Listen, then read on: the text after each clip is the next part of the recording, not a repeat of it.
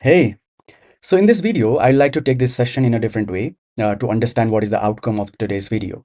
So imagine a situation where I am your client and I'm asking you to whatever the thing that you have learned so far or built so far, I want it to test it now in 5 minutes.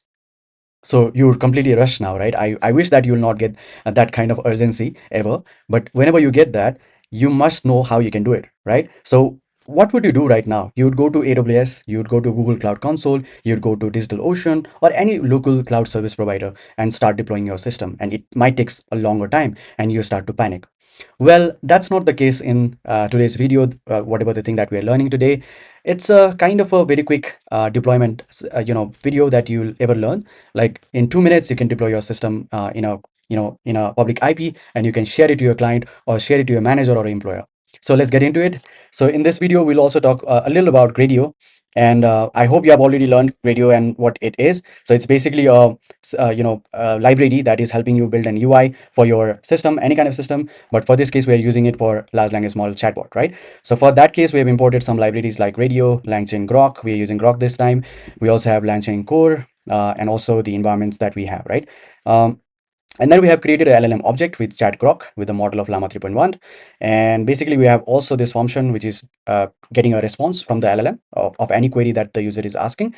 And we have created the UI here. So we have the low-level API available from Gradio, which is gr.gradio.blocks. So block is basically a low-level API where you can create any kind of theme, interfaces, and things like that, right? So I hope you have already learned it, and you can also deploy it. You can also launch it in your local environment. And also, if you do share equals to true, you can deploy it in a public IP. So the problem here would be whenever you try to run this code, it will give you a public IP, but the system has to be active in your machine, local machine. So imagine a situation where you need to give a client who is living far away from different time zone, and you might be going, resting a bit, right? So in that case, you cannot keep your laptops or you cannot keep your system, readily available for that instance, right? So you have to deploy it.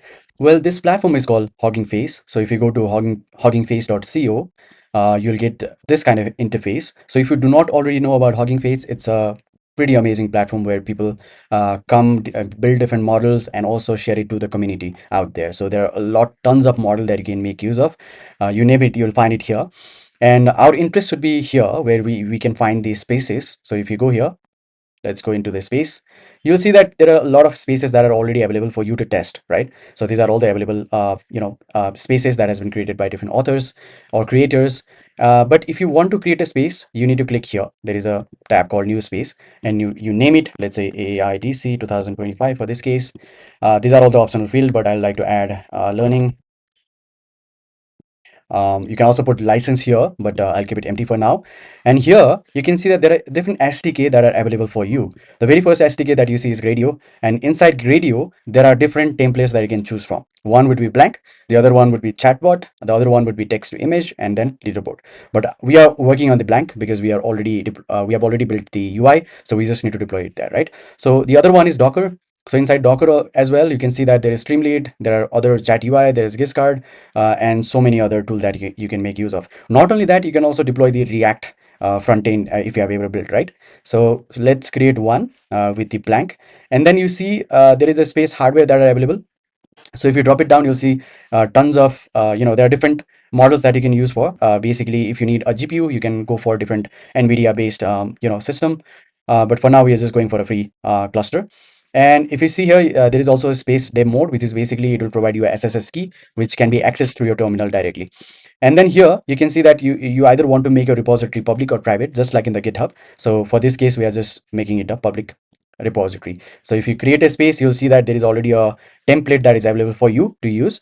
And there is also a very simple boilerplate code that you can run, and it's pretty simple to use. Just like GitHub, you just add whatever the changes that you have, commit the changes, and also push the code to the repository. So let's give it a shot. So if I go here, I need to copy this, git clone. I'm going to clone it in the repository of the workspace. So I'll just clone it. Yeah, so it's cloned already. So if you open it up, you can see that there are two files already created. Okay, now what we need to do is we need to copy this main code and create a new file in the cloned repository from Hugging Face. So I'll just do app.py, and this will create a file, and I just paste it here. Now that we already have the interface that we can deploy to, we can just remove this part here because we don't need that. So I'll just remove this section completely. And finally, what I need to do is I just need to push the code. Let's say firstly, let me go and check the remote. I check the remote and see it's already the space from the Hugging Face that we have. Now you just need to do git add dot. If you check the status, it will, yeah, it will run the app.py file. Now what we need to do is git commit dash m, which is, let's say, first app. Sorry about that. First app. So it's there. Now finally, you just git push. So if you go here in the files, see the code has been deployed here. It's there. Okay, so you can see here that the app actually ran, but there is some error that went through. So let's look at it. So there is a runtime error. So if I go to the app, it will show me the exact error of the runtime error of the system. So what happened was we didn't push the requirement file because we need to have some requirements to be there. So we already have the requirement for the app. So we'll just go here in the main repository section. So you just put requirement.txt, which where you can push the requirements, and then finally you can push new code. So I'll just do the git add. I'll do the first app, git push. Okay, now you can see here the requirement file is being loaded, and it's basically installing the requirements in your space. Let's see how it works. There should be one error, which I'll be discussing later. But first, let's look into the file structure that we have. So in the app.py file, we have the main code of the interface and everything. It looks for the app.py file in the system, and then we have the requirement file for the app.py file because there were some dependencies. Now look at it here that we still got the runtime issue. I'll show you what happened. So if you go back to the app, you can see that there is no API key. So we also need to set the variables for this case.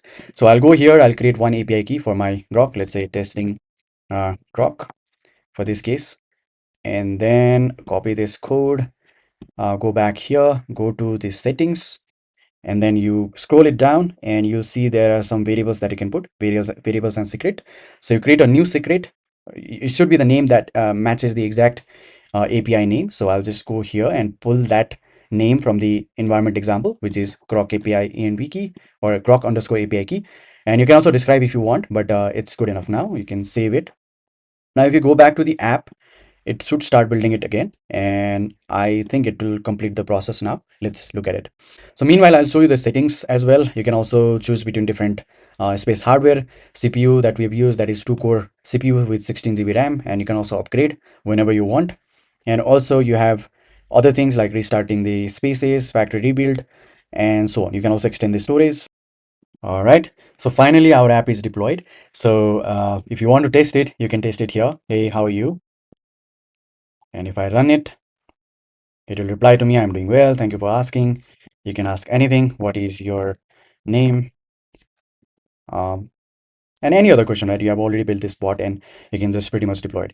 So now what you can do is you can just share this URL to anyone, your employer, your friends, your family, or whoever want to test your app, and be proud of yourself. And yeah, I hope you found this video very informative, and see you on the next one.